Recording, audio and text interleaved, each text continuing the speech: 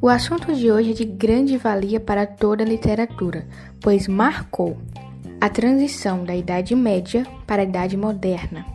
Juntamente com a Revolução Francesa, este movimento literário ascendeu na Europa no século XVIII e teve como principais características a valorização de elementos populares, estimulando o povo a participar de manifestações culturais, a imaginação criadora, onde todas as regras de arte clássica foram deixadas para trás e o mundo imaginário começou a tomar muito destaque nesta época. O nacionalismo, louvor e exaltação da pátria, resgatando as origens de cada nação. O subjetivismo, uma atitude individual e única, revelando o ser do próprio autor, não se apegando a coisas clássicas onde tudo era perfeito, mas a individualidade era algo muito específico desta época.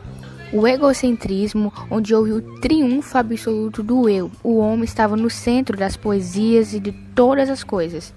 Sentimentalismo, analisa e expressa a realidade por meio dos próprios sentimentos, do que as pessoas sentem, das suas emoções. A supervalorização do amor. O amor foi considerado um valor supremo da vida e ele era o tipo regidor de todas as outras coisas, de todas as outras emoções. Porém, não exaltava apenas o amor como uma coisa boa, mas também a traição, as desilusões e todas essas coisas. A idealização da mulher, uma mulher convertida em anjo, musa, deusa, criatura pura, poderosa, perfeita, inatingível, capaz de maravilhar a vida do homem que lhe correspondesse. A primeira geração do romantismo foi descrita pelas coisas mais nacionalistas, a exaltação da pátria, dos seres, da própria cultura. A segunda geração teve como foco o byronismo, conhecida como o mal do século.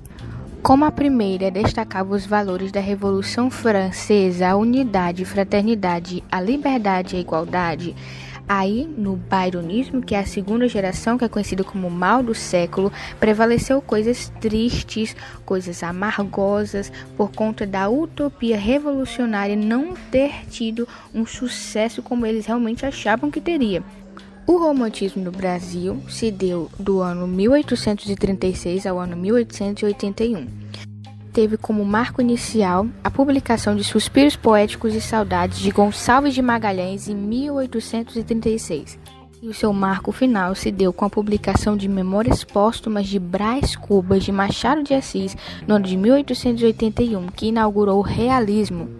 O contexto histórico aqui do Brasil se deu a partir do ano 1808 com a chegada de Dom Pedro e sua família por conta da invasão napoleônica.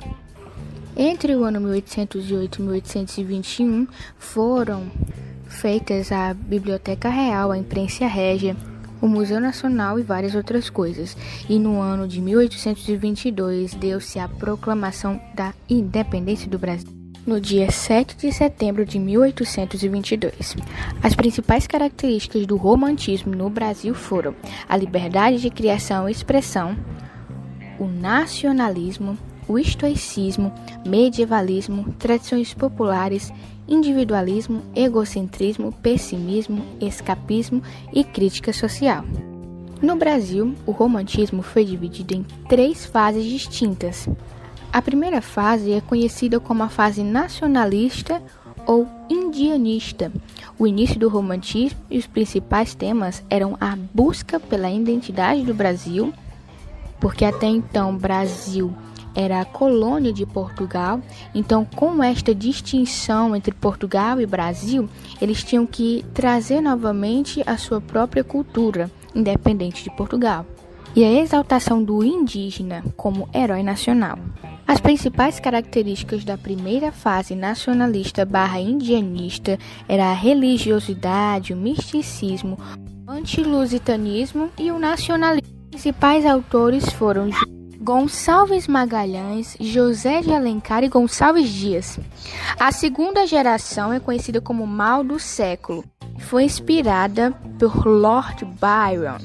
As características principais eram negativismo, pessimismo, dúvidas, o ultrarromantismo, exaltação da morte, exaltação das mulheres virgens, o cômico, o sarcástico, o feio, amores impossíveis, saudade e sofrimento.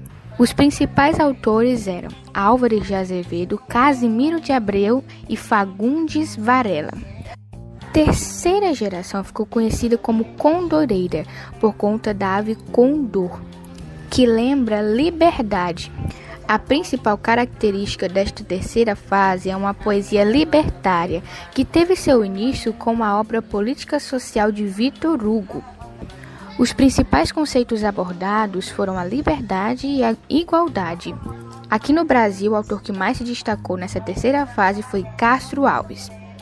As características gerais do romantismo foram a rejeição aos ideais clássicos greco-romanos, onde a estética textual era algo extremamente importante, então isso foi deixado de lado, exaltação da natureza e da nacionalidade de cada país, cultura, etnia, a liberdade de criação, aversão à métrica e aos temas pré-estabelecidos, o sentimentalismo sob diversas manifestações, saudade, melancolia, imaginação, individualismo, religiosidade, nacionalismo, a subjetividade, o individualismo, o egocentrismo e o escapismo.